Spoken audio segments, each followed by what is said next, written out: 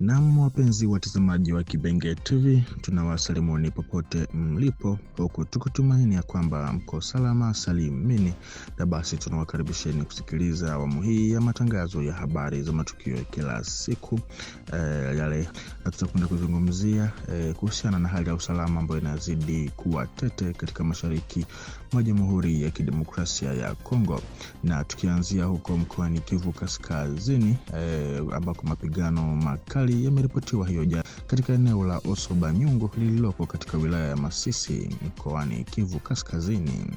Mapigano hayo yaliwakutanisha wahasi wa FCM 23 RDF dhidi ya makundi ya kujilinda ya wapiganaji wa Zalendo katika eneo ambalo tayari linakabiliwa na hali ya ukosefu wa usalama wa muda mrefu. Kulingana na vyanzo kadhaa vya ndani vinavyoafikiana, vinadai ya kwamba mapigano yalianza mapema asubuhi majira ya saa 1 ama 7h du matin, wakati waasi walipoanzisha mashambulizi yaliyopangwa dhidi ya nafasi za Wazalendo, hasa karibu na vijiji vya Kazinga na Ngululu. Maeneo hayo mawili ambayo yalichukuliwa tena hivi karibuni na Wazalendo sasa yamekuwa maeneo ya kimkakati katikati ya mapigano, kila upande ukijaribu kuimarisha au kurejesha udhibiti wake. Hali hii ya usalama katika eneo hilo mpaka sasa ni ya kutisha sana.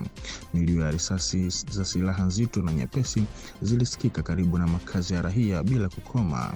Ukali wa mapigano ulifikia kiwango ambacho milipuko na risasi zilisikika hadi katika vijiji vya jirani pamoja na baadhi ya maeneo ya wilaya ya karibu ya Walikale. Hali hiyo inaongeza hofu na wasiwasi miongoni mwa raia. Kuongezeka huku kwa mapigano kunatokea katika mazingira ya kikanda yanayobadilika kwa kasi, ingawa kuna taarifa za kujiondoa kwa baadhi ya wahasi wa FCM 23 RDF katika maeneo fulani ya wilaya za Walikale, Lubero na Ruchuru. Hakuna dalili kama hiyo inayoonekana kwa sasa katika wilaya ya Masisi ambako mvutano bado uko juu. Kutokana na hali hii, raia waliokwama katikati ya mapigano wanaendelea kuishi kwa hofu, wakihofia kuzorota zaidi kwa hali ya usalama na athari kubwa za kibinadamu katika eneo hili la Kivu Kaskazini. Tukisalia huko mkoani Kivu Kaskazini, kwa mujibu wa taarifa zilizokusanywa kutoka kwa vyanzo vya ndani vinavyoafikiana, vinadai ya kuwa watu wenye silaha ambao bado hawajatambulika waliweza kuvamia kijiji kilicho karibu na Mweso mpakani mwa wilaya ya Ruchuru na Masisi. Shambulio hilo lililenga wakazi wa eneo hilo na kusababisha vifo vya watu kadhaa, wakiwemo kamanda wa kundi fulani linalofanya shughuli zake katika eneo hilo, kundi linalodaiwa kuwa na uhusiano na wahasi wa FCM 23 pamoja na raia mmoja. Mashahidi pia wanasema kuwa watu kadhaa waliojeruhiwa walipelekwa katika kituo cha afya cha eneo hilo kwa ajili ya kupata matibabu. Hata hivyo, idadi kamili ya majeruhi bado haijathibitishwa kutokana na ugumu wa kufika katika eneo hilo na hali ya ukosefu wa usalama inayoendelea.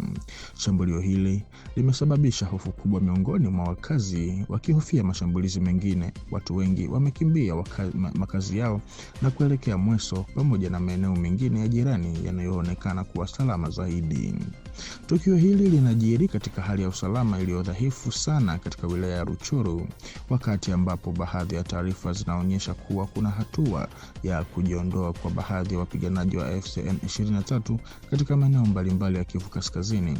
Hali hiyo inaonekana kuambatana katika baadhi ya maeneo na kuongezeka kwa mashambulizi na vitendo vya ukosefu wa usalama vinavyohusishwa na makundi yenye silaha yasiyotambulika au yaliyo nje ya udhibiti. Hali inaendelea kuwa ya kutia wasiwasi katika sehemu hii ya mkoa, ambapo raia wanaendelea kuathirika na hali ya ukosefu wa utulivu wa muda mrefu inayojulikana kwa vurugu za mara kwa mara na wimbi la wakimbizi wa ndani. Ila huko mkoani Kivu Kusini katika wilaya ya Fizi kwenye maeneo ya Haut Plateau kunaripotiwa kutokuwepo kwa mapigano ya silaha hadi Jumatatu hii ya tarehe 30 Machi mwaka huu, kwa mujibu wa vyanzo vya kiutawala vilivyozungumza na shirika la habari la Kongo ambalo linaitwa ACP. Bwana Sami Kalonji ambaye ni msimamizi na mwenyekiti wa eneo la Fizi alieleza kwamba hali ya usalama inabaki ya utulivu kwa ujumla, na mnukuu, hadi leo hakuna mapigano yoyote yaliyobainika katika eneo la Fizi.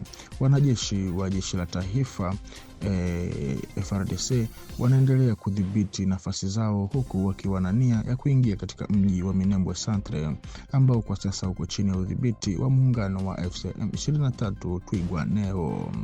Mwisho wa kunukuu. Taarifa hii inaonyesha utulivu wa kiasi katika eneo ambalo awali lilikuwa likikabiliwa na mvutano unaohusiana na shughuli za makundi ya silaha.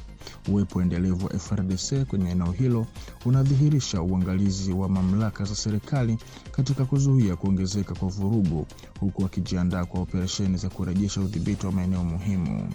Kwa hiyo, Fizi kwa sasa inaonekana kama eneo lenye usalama thabiti licha ya ukaribu wake na maeneo ambayo bado yako chini ya ushawishi wa muungano wa makundi ya silaha, jambo linaloonyesha jitihada endelevu za serikali ya Kongo kuhakikisha utulivu na amani katika mashariki mwa nchi.